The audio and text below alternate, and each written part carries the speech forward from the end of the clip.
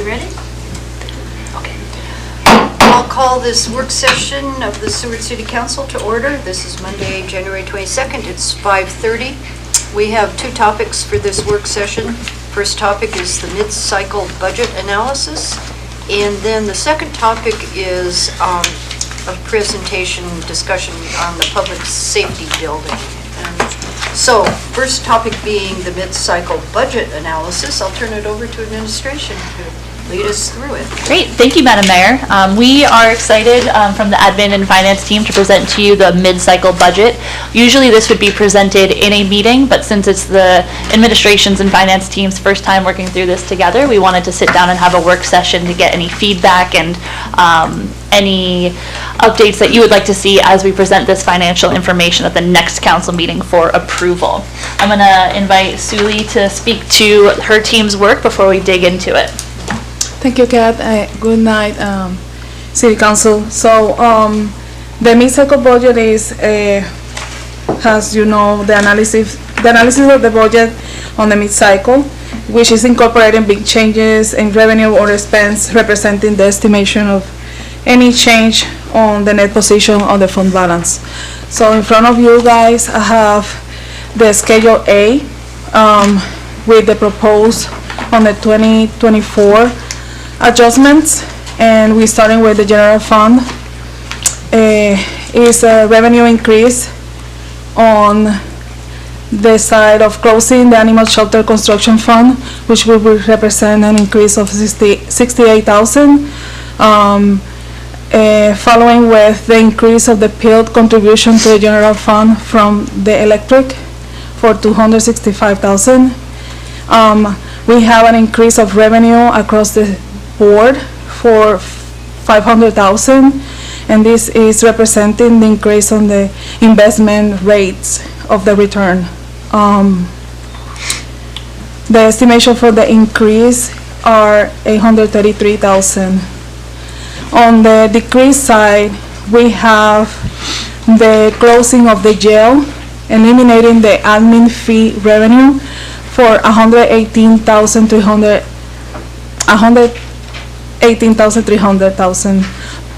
And the jail contract, which the general fund will lose the revenue of the 564,810. And then moving forward on that, we can go back and forth and tap up. Expenditure changes, we've seen a variety of changes throughout there. Increased audit contract fees in 2023, a variety of personnel adjustments and personnel cost corrections. A big one that stands out is that 100,000 for contracted services, which was the utility billing outsourcing that we did, and that's a 2-year contract, so we will see that for the next 2 years, and we can reevaluate that at the end of that contract. We also had some overtime in various departments, specifically the police department. And then a weird one that popped out from the finance team is the increase for the correctly budgeting of the firefighting position. So last year the budget was passed, and then a resolution was passed to add a firefighter position, and that budget was not retroactively changed to include that. So we wanted to go back and make sure that we fixed that with this mid-cycle budget. And then expenditure changes on the other side is a closing of the jail, shift in hours, and then a change in actual for uses. So the big thing that we're seeing from the general fund is really an impact from the jail being closed and moving forward with that. And the outsourcing, and then some cleaning up of other things. Yeah. Now, continue with the enterprise fund. As we all know, the big impact on the enterprise fund is the electric fund, having the increase of the 6 cents kilowatt hour approved by the recent rate study. That will increase the revenue by 3.3 million. Also, we have the increase of the investment interest, like I said, across the board. We also have an expenditures of 1.4 increase, and this is due to the Shuyash power purchases. adjusting the allocation of the increasing on their side. On the expenditure increase, we have the budgeting of the incorporating the MERV, which is the Electric Major Repair Replacement Fund, in accordance to the strategic plan from the rate study. We have an increase of the PILT into the contribution to the general fund for $265,000. This represents 8% of the revenue on the electric side. Also, we have an increase of the expenditure for $1 million, reflecting the MEA contract and the right-of-way clearing resolution 2023-138. So just to clarify on that, that is not solely the Matanuska Electric contract. That will also include the right-of-way clearing that we're being required to pay for through Chugach Electric, and also some additional contracted services that we'll have to hire out, including with contractors like Sturgeon and different linemen that we've been contracting out. We don't have a number on a proposed MEA contract. We'll be meeting with them tomorrow to hopefully get closer to that. But we wanted to budget something in there to make sure that we had those available. Continue with the increase of the expenditure on the last budget cycle 23-24. The city didn't know budget for the credit card fees, and we are incorporating those fees again in this mid-cycle, and we can further have discussion on that. Also, the increase of $2.2 million for the Chugach power purchases, adjusted the increase of the expenditure on the allocation, and also the utilities as well, has across the city. We will have an increase on the utility side.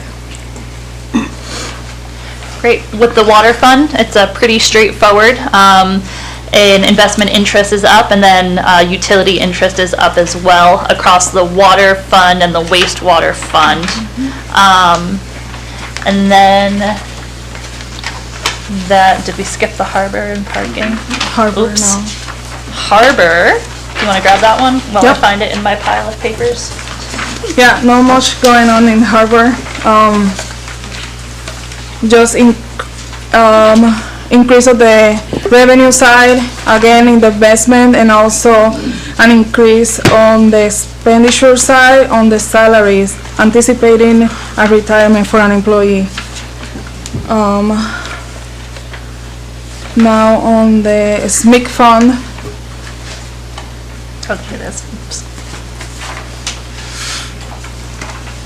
again we have the investment interest, increased revenue, also the increase on the activity on the MURASH and then the warfare for the SMIC. On the expenditure side, we have an increase of expenditure for the resale general power, related with the increase of the 6 cents on the electric. Great. Oh, and then the parking fund is the last fund there with changes.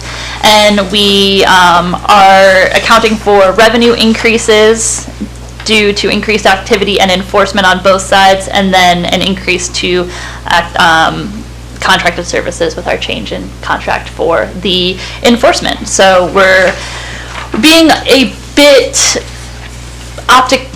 optimistically cautious with our revenue increase because of the 0 to 2 hour change. So we want to see how that applies in this upcoming year before we budget it much further beyond that. Cautiously optimistic, that's the word. Apologies for jumping ahead to the wastewater, but those are all of them,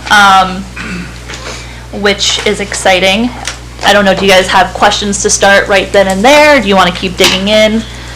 Questions? Yeah. Councilmember Calhoun. Thank you, Madam Mayor. One question that I had was on page 7. Great. Was the expenditure increases for the general power for resale. I get that it's going to cost more because of the increase, the rate increase. Will there not also be a revenue increase when they sell that power?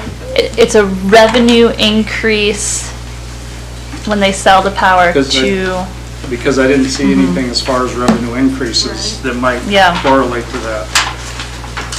the resale of the SMIC, yeah, the SMIC power. Sulie, what are your thoughts on that? Yes. Unless that's Yeah. reported under a different, My initial thought is that it's reported under the electric enterprise fund, but I just want No, to. it's recorded to the harbor. Yeah, Has a revenue for the harbor. great. because I don't see a revenue increase. Yeah, there's no revenue there. increase. Yeah. Yep, makes sense. Okay. Cool, good I can question. leave that- I can leave that to him. Perfect question. Do you have other questions? Go ahead. Yeah. keep I have, excuse me, thank you, Madam Mayor, one other question on page 8, where you talk about expenditure decreases of 1.4 million, adjust based on allocation increase of fees. Is that actually an expenditure decrease? Is in accordance to what the city pays to Chuyach. So it's two expense line attached each other. The Chuyach power purchases and the power fuel cost. And this is in base of what Chuyach charging us for the power. Okay, so we're going to get charged in, I'm looking at an expenditure decrease of 1.4 million. The expenditure decrease. Sorry. Right, never mind.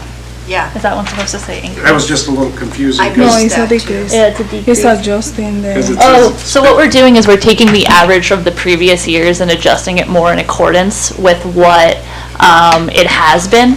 So for the average of 5 Yeah, years. For the average of 5 years.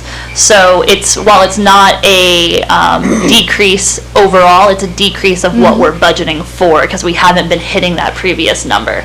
So it's Okay. not a, sorry. Still, Okay, but then down here, we've got a $2.1 million increase of the same thing. Adjust based on allocation increase fees. So I guess I was just a little confused, and I apologize, I didn't Yeah. ask this before we got to No the worries, meeting. But it's a good catch. I just thought those two kind of are related, but So we have an increase of 1.54 cents, $1.54 on the sugar power purchases. And that is reflecting the 2 million. Then on the power fuel cost, we over budgeted for, and we are adjusting it. okay, because it just 1.4. doesn't talk about power fuel costs. It just- It's listed as the same, Yeah. Tru-Edge power purchases, so. So we can clarify that okay. yeah, that, with the definitely. fuel and then power purchases. Well, that under? this, So clarifying the verbiage there is helpful. Okay, this is what it- yeah, it needs to be. Cool. okay. Thank you for bringing that up. Yeah, thank you. Just And go ahead. one more, Madam Yeah, Mayor, one yeah, quick clarification. All the enterprise funds and also the general fund, are they, the investment income that comes, is it all the same investment?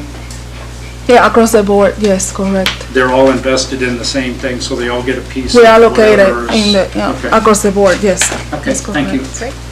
Okay, other people have questions? Councilmember Barton? I just, so you said that the Chugach had clarified how much the increase in the per kilowatt. Do you guys have that, or is that just? Yes, it's an increase of $1.54 Oh, on that side. So we bought the power from them, they have that increase. But we also kind of passed the increase on, with the 6 cents. And answer your question about the harbor. So we have the 953.54 harbor power fuel factor. So we revenue under that. So we receive that revenue from the harbor there. Okay. So we should bring that one into an increased revenue on this as well. Cool. Okay, other questions? Do you have an answer here? Go ahead. I just want to clarify, like, so we have a projected increase in the enterprise fund of somewhere around $1.2 million for this year, and that's based, that's over an entire year at 1.2 million. On the electric, you say? Yeah, on the enterprise fund. Which For- one? So the increase, let's see, where are we at here? Page 9.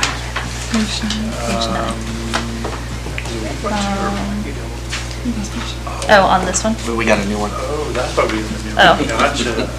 Okay, well then what is the increase to the enterprise fund for this year? Sorry, my paper's all messed up.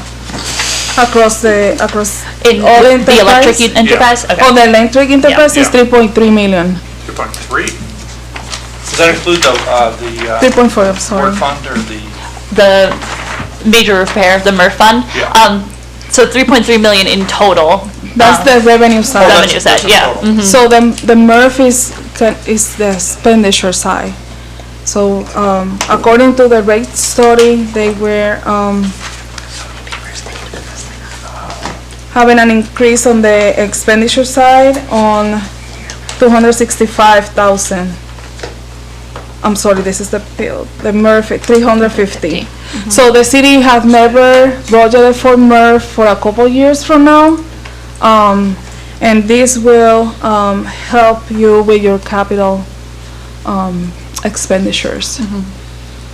okay, so then on the bottom line, estimated net impact is 994,000. Is that what's actually going to go into the, Correct, that will be the net impact.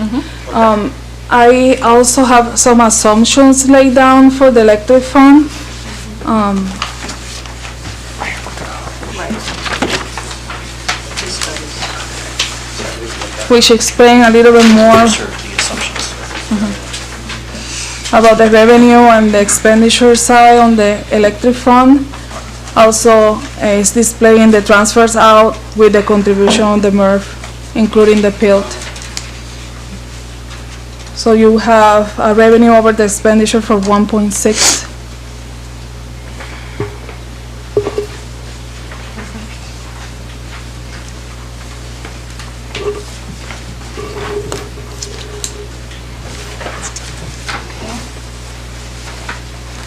Great. And does that take care of Yeah, it the does. question? Yeah. Okay. Any other questions right now? Okay, go ahead. Great. So then if you look through the 5-year revenues and expenses consolidated, that kind of breaks it in a little bit more, or a lot more detail for you. Page 11. Which is page 11 through 31. And so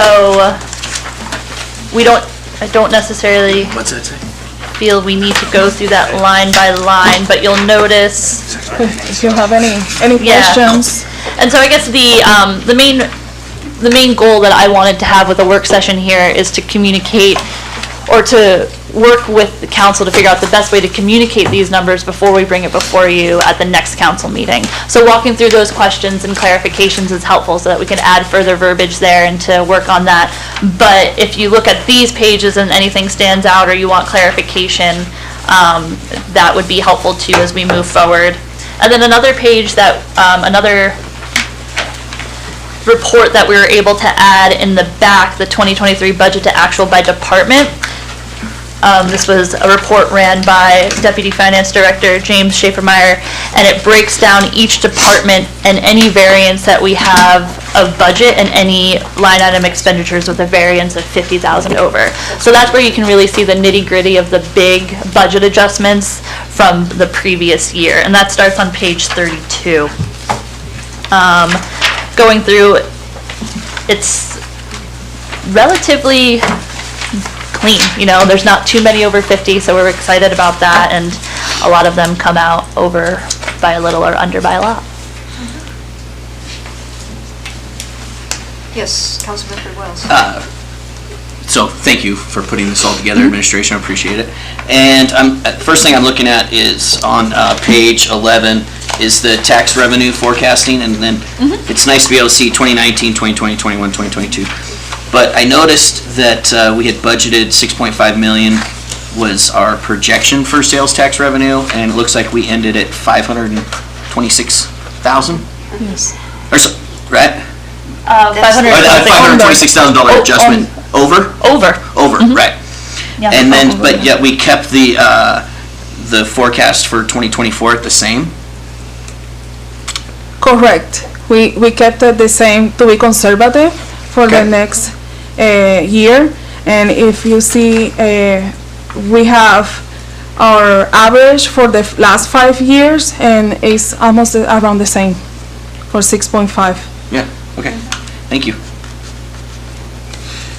Other, We're almost to the point where those 2020s are off the 5-year average. Thank God. Yeah, we are almost done with the pandemic numbers, and we see a lot of changes in our revenue.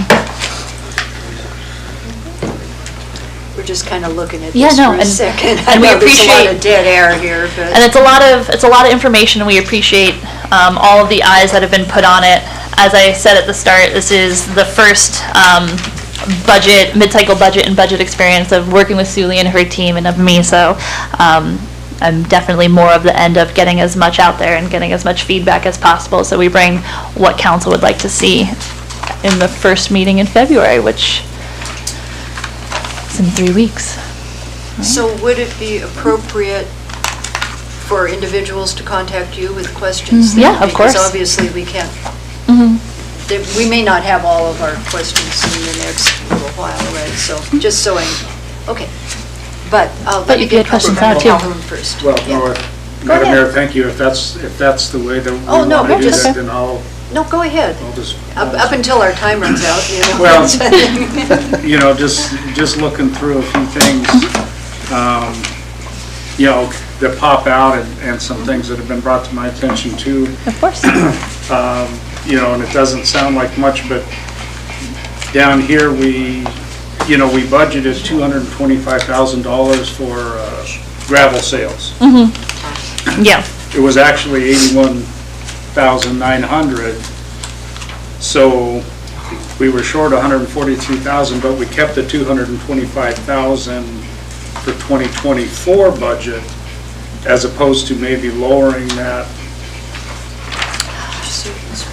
Could you clarify the line item just so I can get there? Yeah, Yeah, I'm sorry, that 461. is 4611 Yeah, on Okay. it page would be, 11. it would be Yeah. useful to use the Yeah, numbers. sorry. Yeah.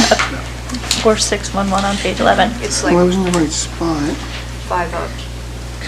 Yeah, the gravel sales are, I do know that we have been in communications with a company that is potentially interested in leasing the gravel lot and then a portion of it for an amount near that. So, yeah, I think We can- it's definitely something we could, could- probably would be realistic to adjust that, yeah. We can add that one. I mean, we I hit think so. 225, we hit 250 in 2021, we must have sold a lot of gravel that year. Did you have one more, and then I'll go down? Yeah, one more for now. Thank you, Madam Mayor. Line item 4350. You know, we were $291,000 below our budget of revenue for camping fees, but yet for 2024, we bumped it up even more. Is that more than what we budgeted in 2023, even though we were a couple $100,000 short of reaching that? Is that based on advance reservations or? We increased the rates, and we also are optimistic about the weather this summer. So our previous, Yeah, heard. yeah, Yeah, go ahead. Well, Madam Mayor, sorry, So I that- just I didn't- noticed in Yeah. some areas we're being kind of conservative, but not in all areas. yeah. No, And so I guess I'm just trying to get a hold of the philosophy that you guys have, and whether it's going to be more of a conservative philosophy or not. So that's just some of the things that popped out to me a little bit. No, I think that's a good point to make, because it is, you're right, it's conservative in some regards and not in others. And while we're taking the 5-year average in a lot of ways is where we get to that point. So we have high years and then we have low years, but we don't they don't show up Well, the consistently problem with the throughout. 5-year average right now are the COVID. cases, Exactly. So, And something else that I want to add with the camping fees, we increased some fees, but also we had some issues on 23 that affects our sales, Yeah, our revenue. So we definitely will hit what we budgeted for 24, having that issue fixed. that opened up earlier this month and went much smoother than last year. We're happy to see that. Okay, let me get some of these Yeah, guys. absolutely. Councilmember Wells Yep. first, and then... I have 4. Great. First number, 4205. Shows in 2019 that we received $20,000 in liquor tax, but that we haven't received anything since then, and we're not projecting anything. So if we're not projecting any income, why is it on here? Once it's all, once we don't have one in 2019. It'll be gone? Yeah, we can take that off. Okay, Yep. so we don't receive any Alaska liquor tax, but No. we did, for some reason, In some other point. 2019. Okay.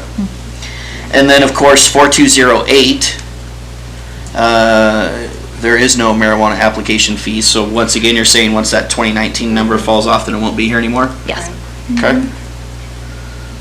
Because for the liquor tax, it shows 0, but for the marijuana tax, it shows negative. It shows that we received fees in 21, Yeah, but we haven't received any. because there is none. That's because Yeah. There is none. But, Those- yeah, we can adjust to take that 300 off because it was probably auto-populated and then from that in the past, and then we'll be able to adjust that. And then line number 4317 on our short-term rentals. We show income from 2023, but we don't show any forecasting for future. Yeah. And I thought that Yeah, was something that's that we were enforcing now. That's correct. Great. So we should have some money in there Yes, we somewhere, can, we'll right? make that adjustment. And then the, All of mine. huh? You're catching all of Yeah. mine. Well, we're all gonna see it the same way, I'm sure. Yeah. And then my last one that I noticed was 4383. Why is our municipal building rent down 65,000? Oh, is that Avtec? What did I miss? Is that Avtec Rentals? I don't know. Because we show income for every other year. Municipal building. Is that rent. somebody renting in this Which building? one's that? Municipal building. I- That's the state, I think, yeah. I'll invite Nanette to answer that one. Oh, okay. Yeah. Is the municipal building is for the rent for the state of Alaska The court court. system? Uh-huh. So they allocated us 65,000 every year to, it's proportionate based on the expenditures of the entire municipal building, or only on this building. So at the end of the year, I have to allocate it on how much is belong to them and how much is for the city based on the square footage. Makes perfect sense. Thank you. Yep, so then Yeah, we we have- allocate it at the end of the year and we haven't, Yeah, we haven't received it. Nanette's been working on sending that out to them, so it just hasn't been That was it received. for me. Thank you. Okay. Councilmember Barnwell. Yeah, mine are pretty general. As a layman,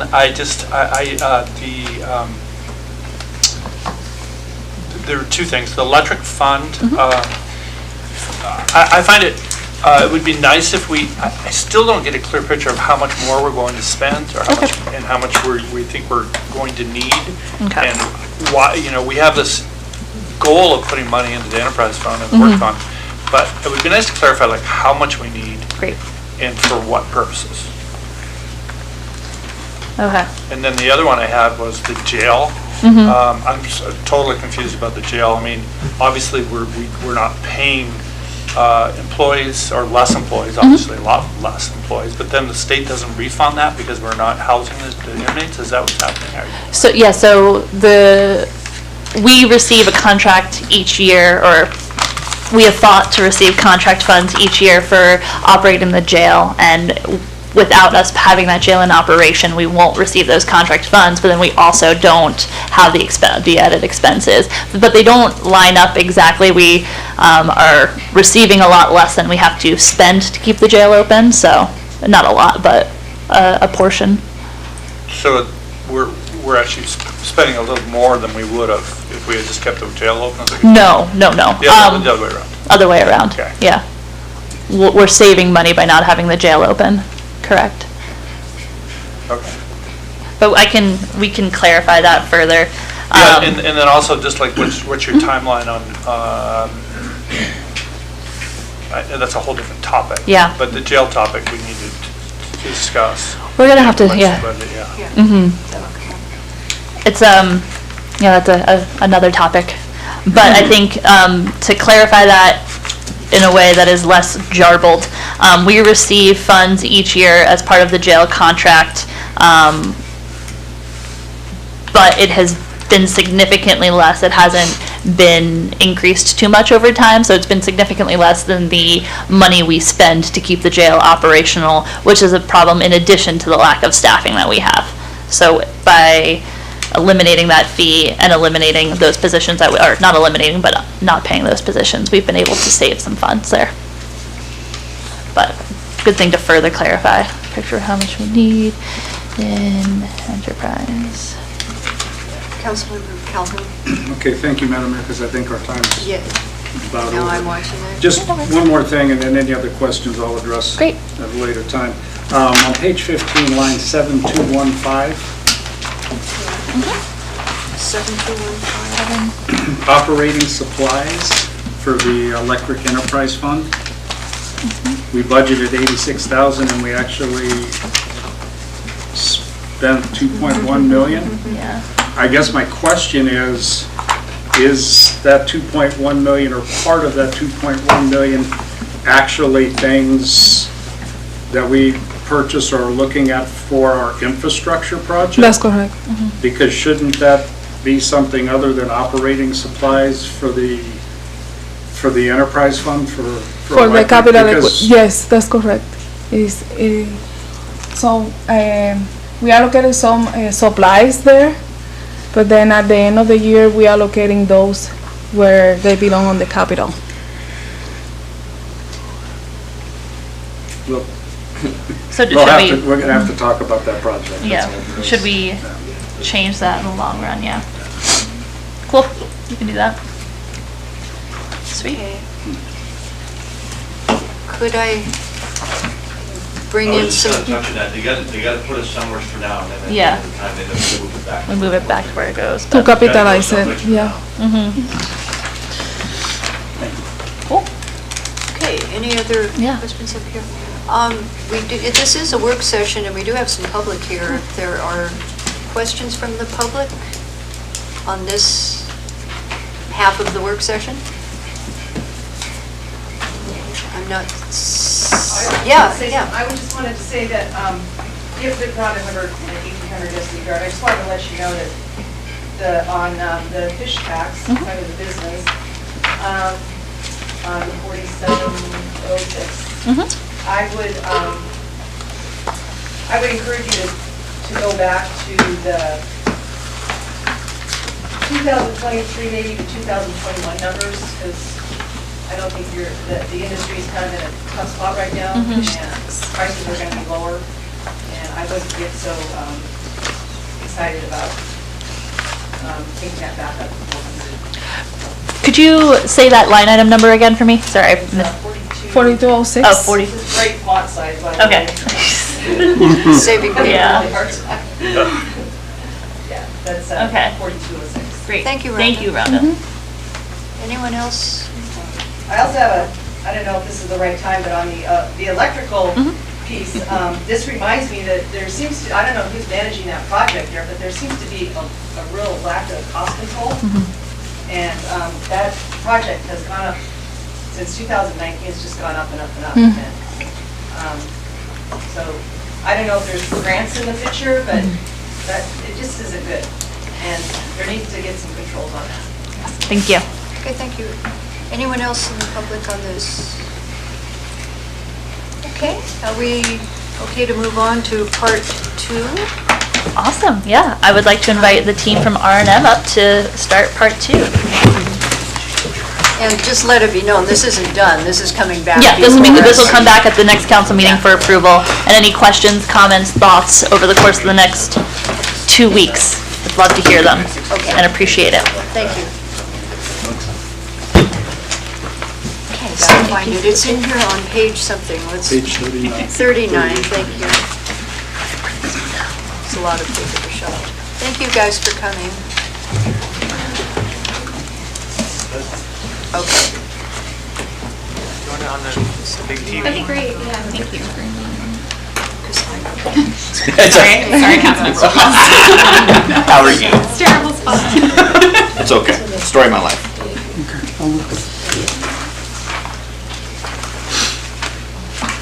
Okay, are you ready? All right, great. Hello again, council members. My name is Taryn Olsen-Yell. I'm a planner with R&M Consultants, and I've been the project manager for the Public Safety Building Needs Assessment and Site Selection Study. Excited to be here today. This is our work session presenting our final report. So we had a work session back in, I believe it was August, presenting the results of the needs assessment portion. So that was the where are we now for the fire department and the police department. That's going to include also the building services that are co-located within the fire department, as well as the DMV, which is within the police department. And we've known for a while, I don't think this is any surprise to anyone in this room, that those facilities are very tight on space. They're pretty outdated at this point in time. No fault of the wonderful people who work there. Regulations have changed significantly since those structures were built, and we are no longer meeting code requirements in multiple areas of programming within both departments. And so we have determined that there is a really significant need for new facilities, and that could include reconstruction on the same sites where they're located now, or looking at new construction in other parts of town. And so with that, okay. Sorry, I was just looking at the screen. Technical difficulties That's here. okay. I don't need it. Luckily, most of this isn't totally new information, but I guess maybe I'll pause there. Council members, did you all receive the, okay, great, the report. Wonderful. So yeah, the results of the needs assessment really concluded that there's a significant need for new facilities. For example, the fire department, the existing square footage of usable space is just under 7,000 square feet, and our current need, so if we were meeting all of the code standards that we should be meeting if we were providing adequate space for the number of staff that are on staff right now, they should be looking at closer to 26,000 square feet of usable building space. So there's a really significant difference there. Similar story with the police department, sitting at under 4,000 square feet. And really, to meet current needs, we should be closer to 20,000 square feet. So that's a really big difference, and really what that pointed to is there is need for a new facility. So from there, that big gap, I should point out as well, our current needs and projected future needs, we looked at 20 years or so down the line, looking at population growth and where these departments are hoping to grow to meet those needs in the future. The square footage isn't that significant between that current need and future need number. Most of the time we're looking at only a difference of about 3,000 square feet or less. So the good news is that if you choose to invest in this endeavor in the next few years, short-term to mid-term, that those square footage calculations we're confident would be sufficient for the next 20. So from there, we knew that we're looking at new sites. So where could we potentially locate a new standalone fire station, standalone police station? Again, keeping those same coupled other services, so keeping building services with the fire department, keeping DMV with the police station. We looked at existing city property that is either vacant or underutilized. We considered other public, so whether that's state, I think just state land is the other one we looked at. State property that was either vacant or underutilized, as well as some vacant parcels that are private that we know could potentially be used for public safety purposes. And so we ended up looking at, we count here, 8 sites. And let me give you a page number, this might be helpful. There is a map in the report on page, someone beats me to it, shout it out. It's page 69 in our packet. In your packet, even better, because I was going to give you my report number. Thank you. So the first site that we looked at, we're calling the current City Hall and Fire Station Complex, so just where we're sitting right now. We did not include the City Hall building. as part of that site calculation. So we looked at the existing fire station and the parking lots to the south, and also included the potential for the GCI or former GCI building on that parcel. We considered the remainder of what we're calling the Fort Raymond replat or facilities, so where the new Public Works building is proposed. That lot is going to be subdivided through that work eventually, and we looked at the remainder of that parcel for co-locating a new public safety building. We considered the Forest Acres campground over there off of Hemlock Drive. We looked at the former State of Alaska DOT facility, which is located here downtown, and the two properties owned by Carol Griswold, the large vacant lots north of the schools, was considered. We had a property off the highway that's currently underutilized. It's the one really near the Cars Safeway, so just north of the Safeway right off the highway. And the last one is the UAF Ray Building property, way at the far south end of the city of Seward. Could you, the one north of the Cars Safeway, what letter is that? G. That is G. G. Because that's not the hospital going in. That's, No, it is not. No, the new clinic. yeah. No, this is south of that. It's Medco's lot, the cup, Oh, the cup lot. oh, Yes. okay. Yes, okay. thank you. That's a better landmark I was than the looking Safeway. at it. Interesting. Okay. So we did identify those lots collaboratively with the Community Development Department, and those are what we used for our site analysis. I believe back in August, I went down a pretty long list of all the things that we considered when we were analyzing these sites. So starting pretty high level with how big is the lot? Is it big enough to accommodate the square footage that we know we need for programming, including circulation on site. We know we need to move fire trucks on and off that lot with enough turning radius. We know we have police vehicle parking storage and secure vehicle parking that we need to accommodate. And so lot size was really kind of our go, no-go decision from the beginning. From there, we considered things like pedestrian access, vehicular access, how flat or not flat is a lot, the potential for security to be obtained. Is it to the level that we're comfortable having, you know, that secure staff entrances and exits, and having, evidence intake and maybe things that are more sensitive materials. Right now, there's no real secure area for police staff to do that type of work, and so we want to be able to provide that. And we looked at really pretty planning 101 basics. What's the land use right now? Would it make sense to co-locate a public safety building next to residential next door, next to a grocery store, the schools, things like that? And so we had a pretty long list of those criteria, and the first round was me and my team sitting down internally and really giving each lot a grade for each one of those criteria. And we came up with some results from that and came back and collaboratively worked over a 2-day work session with staff from the police department and the fire department, along with community development, to review the results of that. And we were pretty close. I think there was nothing that was super surprising that came out of that work session. But then we took it one step farther. So we have our kind of by the book, unweighted grades. I think that's important to note if you spend some time with this report in the site evaluation section looking at the overly colorful matrices. Those are unweighted scores. So that means that we considered vehicular circulation as important as that security criteria at this point in time. From there, when we were working with its department staff, we decided what actually is most important and what's most practical moving forward. And so we did a hands-on exercise, and we took every single one of those 8 lots under consideration, and we kind of played with Legos a little bit. We cut out little 3D pieces of styrofoam that represented different programmatic areas that each department needed, and we tried to piece them together onto each one of those sites to see if we could practically make it fit.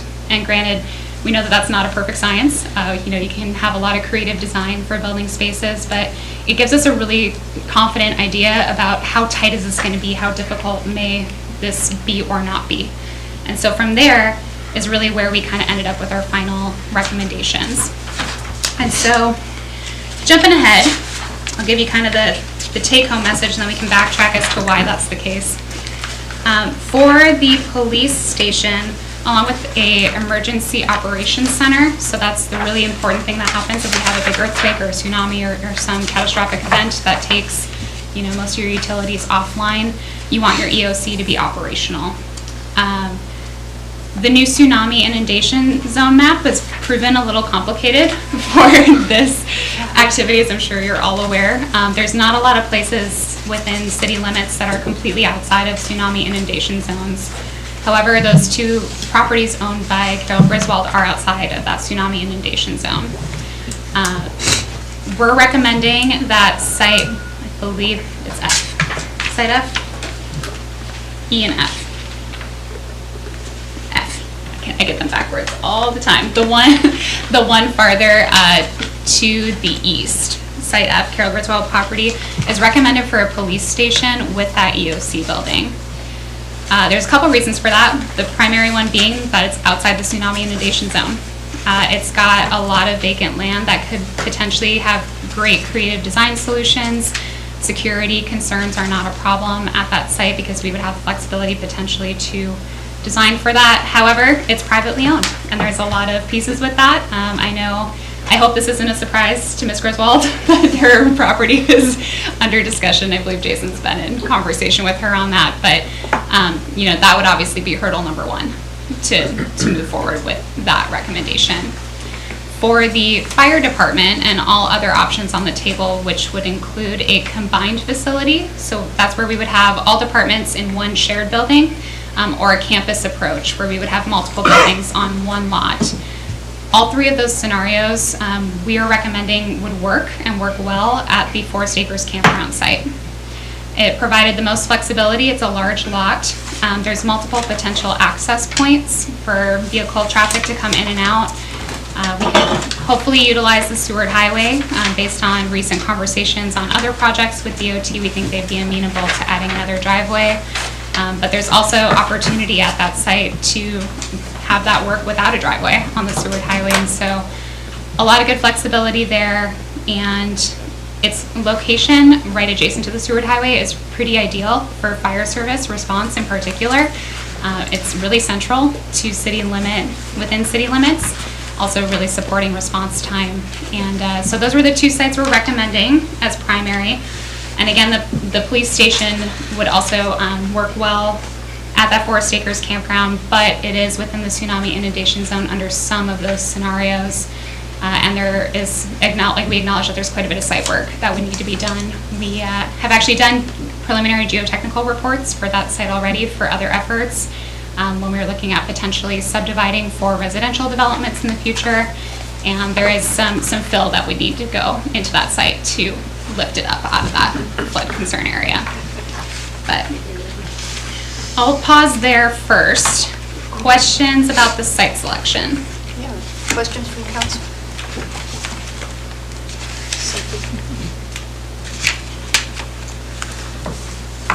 It's just a lot to think about. It's a lot. Yeah, absolutely. I think maybe I will add, we spent quite a bit of time looking at Site B, which is the remainder of that Fort Raymond facility, the northern portion of the new public works site. It was workable. It is workable at the time. It's really tight, so there's definitely going to be some site constraints there, and we know that the public works facility is also still in flux. And so we were a little hesitant to move forward with that just from a practicability standpoint, but also there's quite a bit of concern about just traffic flow with the schools being right there in Sea Lion Avenue already getting really backed up. There's not a good secondary access. We'd have to cut through Public Works to utilize the new driveway there to get directly onto the Seward Highway, and just a lot of constraints from having multiple department vehicles moving around, because Public Works obviously also has a lot of vehicles coming in and out all the time, and storage needs that may not be as compatible. There's also a security standpoint. Not that the risk is high here, but you typically don't want to co-locate your public safety buildings near things like your major utility hub. If there were ever to be some horrible malicious attack on the city, your public utility sites are really high targets, and we don't usually want to put your emergency response folks right next to your main utility center. So those were all taken into consideration when looking at that Site B. So even though you may see that it's scored pretty high in the matrix, those unweighted scores, we ruled that out based on conversations and our work with the team. Okay. Questions, comments? Madam Mayor, I have lots of questions, but I think Yeah. before I would ask any of them, I would want to have input from the fire chief and the Yeah. police chief on any of their thoughts. And I know this is just a preliminary to give us a thought, so I don't know that that's something we need to get into right now, but yeah, I have lots of questions, but we'll wait until we get closer to that time, I think. So many come to mind. I know. You know, the tsunami inundation maps really throw a monkey wrench into a lot of things, and I'm just wondering if what kind of funding sources would prohibit building public structures like that within now a map like an inundation map. I mean, it's bad enough to be in a flood service area, but now we've got everything being wiped out by tsunamis too, so Yeah. I don't know. It's like, what do we do, right? Councilman? Well, yeah, Madam Mayor, you know, looking at the sites that are not in that, you know, then there are issues, you got a lot of access issues, roads, hills, schools, health facilities, different things that are all wrapped around there too. And so Yeah. Yeah, actually, Councilmember Calhoun, you just hit the nail on the head with the roads piece. You'll notice that we did not recommend the fire department be located up on the Griswold site, and the roads were the primary reason for that. Is it's pretty tucked into the neighborhood. There's a lot of turning movements that need to happen, but also the width and the quality of those roads just aren't up to standard to safely be maneuvering, especially our ladder trucks in and out of there. So that was a big reason why that was eliminated.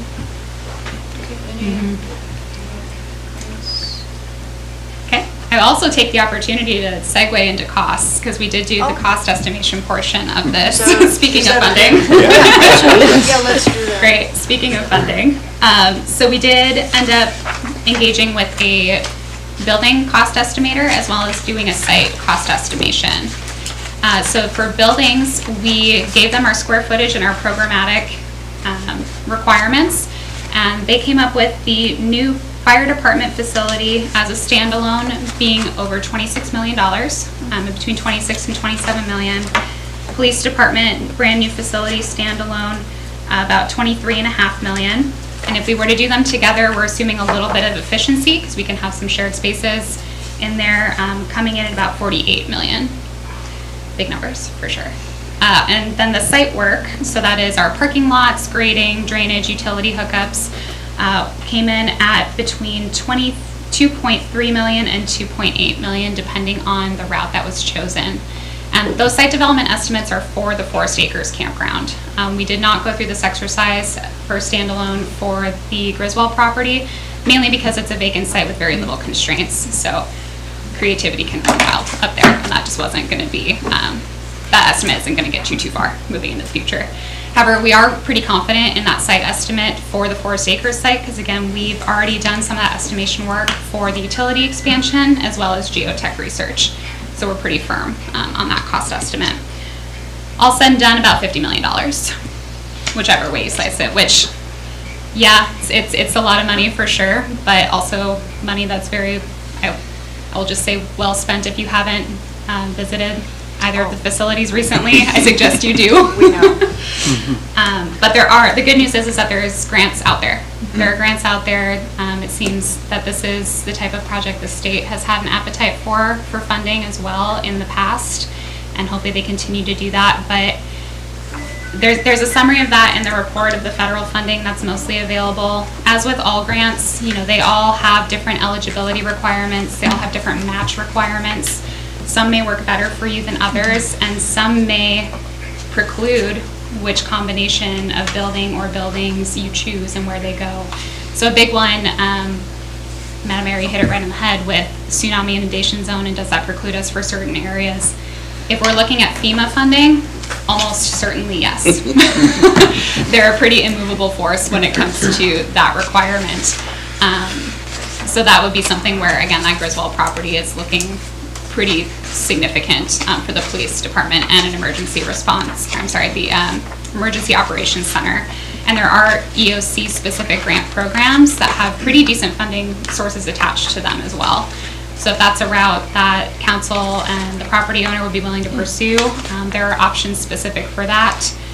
There are community development block grants, public works economic adjustment assistance programs. Again, some of those may come with a higher match than you may be willing to fund at the time, but definitely leverage federal and state monies coming in together. You know, with a price tag like $50 million, this isn't gonna come together overnight, but that doesn't mean you can't, you know, set a strong course and leverage multiple different funding sources to make that happen over time. And this building, or this project, is on our legislative priorities list, and I do know that Chief Kreitz brought it forward to the Alaska Fire Chiefs Association as well to get on their, am I saying this correctly, their priority list? The legislatures have reached out to the Alaska Fire Chiefs Association looking for these type of projects. Last year they funded $15 million to the city of Kodiak, and they're looking to potentially, kind of like what they did back in the, was it the early mid-90s when they were doing a library each year for around the state. They want to do the same thing for fire stations. So we're going down into Juneau in just a few weeks to talk to them about that. So having at least an idea, I mean, we've gotten started, and that will help us along with the applications for things or the funding, right? We just have to, so our next, what do we do next? Yes. I would like to say that, well, one is I do appreciate R&M, and when they came down, and both chiefs can attest that they were a great organization to work with, and they brought professionals down, that one was specifically in designing police stations and one was specifically in designing fire stations, and so we appreciate that professionalism, and I think we actually came out with a really good outcome where there's not really much cost difference between separate facilities or a combined facility, and so we can work around that to see what kind of works best and pursue the funds. If one's like, no, we just have money just for fire or just for police, then we can also pursue those to find out what's best. And so, yeah, for next steps would be we could bring something, like bring some opportunities back to you and say like is it 15%? Is that what comes? Yeah, we did a preliminary fee estimate just to give you all a next step opportunity. Is 15% design. So what we came up with the bubble diagrams is really we're considering pre-concept. We know generally what the square footage is, but that doesn't mean we know the layout and how they're all exactly going to connect. So we'd start doing that, that including master site planning and all of that, around $320,000 for 15% design. And really that, I will say this is a great first step even to start pursuing funding, to say that you've done the research, you've invested the time to look at these new facilities, determine what you need. You're already a step ahead of a lot of communities. A lot of people aren't prepared for that. To go into a grant application already having 15% design is already proving that you've committed money to this effort and is going to help you really honestly be more competitive with the grant cycle. So there's that, but yeah, it's deciding go, no go on a 15% design and really which properties to pursue. Those are the next two big decision steps. Okay. Madam Mayor, just to, would it be okay if we did have both chiefs come up just to give like a tour? That was what I was about and to suggest, yeah. Would you just come up for just a couple of minutes and just maybe talk about anything about your site or the outcomes of it and what you think what your reflection is on what the study is and what your needs are? Well, you already know how badly both departments need these facilities. I think the most important thing to me is to not pause at this point. The most important thing is to, and I'm still not exactly clear on what shovel ready is, what that definition is, but I know where we're at right now. Our chance of getting a grant to move forward with either facility is 0. So we need to get to where we have a chance, and I think that's the best thing that you could do.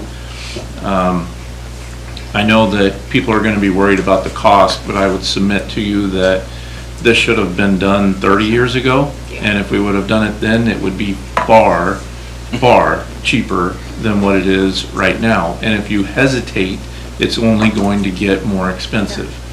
So, I mean, history has proven that.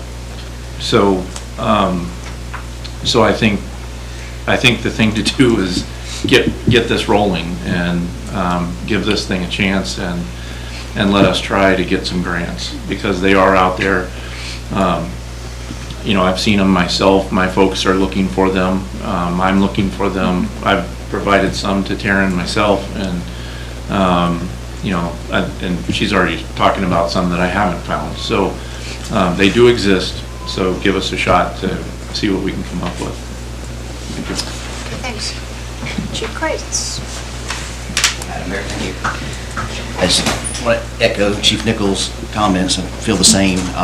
We've had a Murkowski's office call us a few years ago saying we're looking for projects. We had to turn it down. We have now the state legislation looking for projects, and I don't want to turn them down. It is in the CAPSIS system, so it's in the queue for them. They know it's there. We're going to be speaking to them about it. Obviously, there's no promises. But yeah, hopefully we can keep some kind of forward momentum, at least to get something, like he said, shovel ready. And that way you have something to visualize and see, like, oh, this is what this is. Can I comment on the site selection a little bit? I'm in big favor of the Forest Acres Campground. We're a very face-forward department. We like being in front of people. We want people to stop in. We want people to get station tours. I think nothing would be better for the city of Seward to have a beautiful municipal building to see when they come into town. Because right now you come into town, it's kind of blah, right? You just got some train tracks and you got pump park that's hidden in the trees, and you know, something that's really nice that they can see that, oh, this town takes care of themselves and they have nice facilities. So that's my thinking on that site. It's easy access for us, great access for us, but also very peaceful. Okay, thank you so much. Public comments on this? Got a whole lot of public out there, I know. I know. Talk about it. We went through, when I was chief, we, in 2000, 2001, Tom Clemens and I, Chief Clemens, Police Department, decided we wanted to go for a public safety building, and it was going to be from the log cabin up to where the grass area is at the fire station. 2 stories with a full basement. The basement was going to be the full jail and secure parking for the police cars. So that was a big problem right there, because that was $16 million right there. 2 elevators in place. One to go straight from the police department on the 3rd floor down to the jail, no stop. And then the fire department was on the 2nd floor along with the community development, and there was one other one too we had. So we're going to move everybody over to that area. That project came to $24 million in 2000. So, all right. In 2002, 2001, 2002, our insurance company went ahead and said that our current fire station was a liability. In one of the pictures you do have on there in your packet is engine 4 with the wall, and it's about 2.5 to 3 feet. It's not enough room. What the problem is we have, the apparatus isn't getting smaller. If you do smaller apparatus, you're going to have more apparatus. That was something that we didn't want to do. That couldn't afford it. That's why we went for the satellite station out of Lot 10A at Forest Acres. Lot 10A is gone now, so you don't have that option. Putting the satellite station out there met our requirement for a ladder truck, which we didn't have at the time, and the guys that came after me got one, and now we've got to find a place where we can put it, besides across the bay, because it's a 20-minute drive either way for us. A couple of things that Lot C, or Section C, kind of disappointed you didn't go with the R&M study they did for the Public Works Building. It was going to go out there. A few of you may remember that. I believe Councilor Calhoun and Mayor McClure were on council at the time when we were discussing parts of that. Anyhow, there were 3 feet of material that you had to remove to get down to the large service, and the 8 feet of fill was a problem. But we need it. We need a Public Works Building. We need a new police station. We need a new fire station. Those are items that, if you look at the age of the buildings and what we're doing in the buildings, and how many times we've renovated the buildings, we're putting good money into that. We just need to fight the law. And as both chiefs said, we've got to have something to approach the grants and the legislature and to show that we have commitment to doing that. My choice, I think Lot A, or Site A, was the most practical thing because we could build a station in from the log building over the grass area without impeding any operations. And then when we go ahead and tear down the existing fire station, that's our driveway. That's our turning radius and everything else. We don't take any parking away from the street because we already have the driveway there. It's the 3 stalls that we have already done. We don't move that. Downtown enjoys having both police and the fire nearby. It is something that the community likes because one-stop shopping, right? Now, if they're going to have to go out to Lot C to go look at, start the building permit, then they're going to come back in, maybe talk to community development and another thing, or come back to see the troopers or something, you know, and then they say, well, you got to go back out and see the local police because you're in their jurisdiction, or look at your DMV tags or something like that. That becomes a hassle. So consider the public input on this. As far as traffic for Forest Acres with Griselle police station, a lot of traffic coming up and down Ash Street. You're going to have to consider employees. You're going to have to consider public. And if you're going to put DMV up there too, you're going to have a lot of traffic. People are not going to like that. We already have, now, we only have 2 responders there in that area, 1 state trooper, because it's 25 miles every down there. But for over 10, 15 years, whatever it was, when I lived out there, still live out there, I should say, and I had my truck, the neighbors got used to me going up and down the road with lights and sirens too. They knew when the siren would come on, it was very emergency.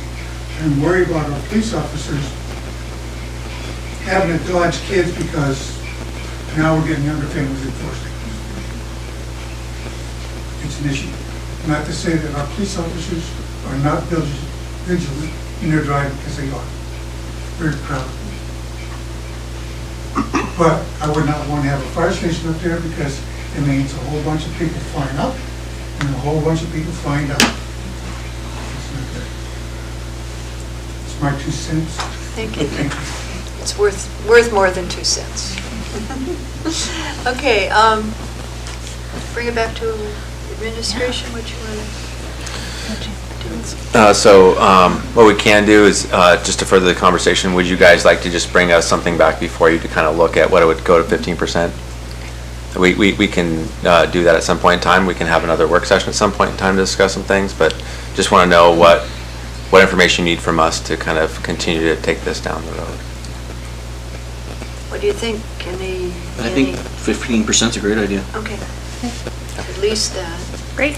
And I think we should all be thinking really, we should begin to formulate some opinions about which property, because that's a decision that's going to have to be made, and it's not going to be popular with some people, and it'll be popular with others, and you know, that to me is the big decision, because for all of the reasons that you guys have carefully parsed out in there, but at least if we have individually some ideas, then it's probably another work session of us to discuss that at some point, obviously.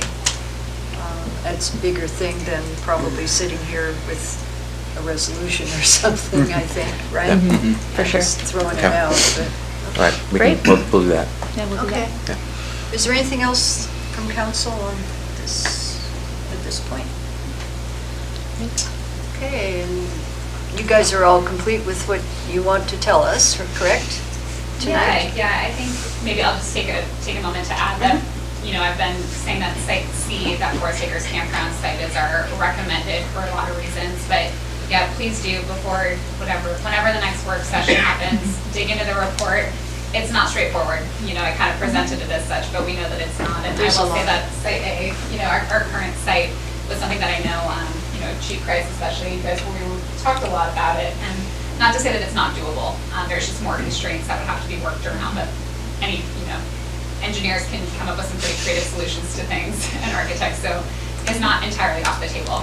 But again, it's just that standalone facility versus combined decision, that's a big one. And then, location and funding eligibility. There's a lot of moving pieces. But yeah, thank you for allowing us to be a part of this. This has been a really, really exciting project for us as well, so appreciate it. Well, thank you. And thanks, administration, for organizing this. Yeah. So we could learn about this, because this is how we do things. And thank you to council for all of the information absorbing tonight so far. Okay, so are we ready to end this and have a break? Okay. I'll conclude the work session at 6:41, and we will resume at 7 with our regular meeting.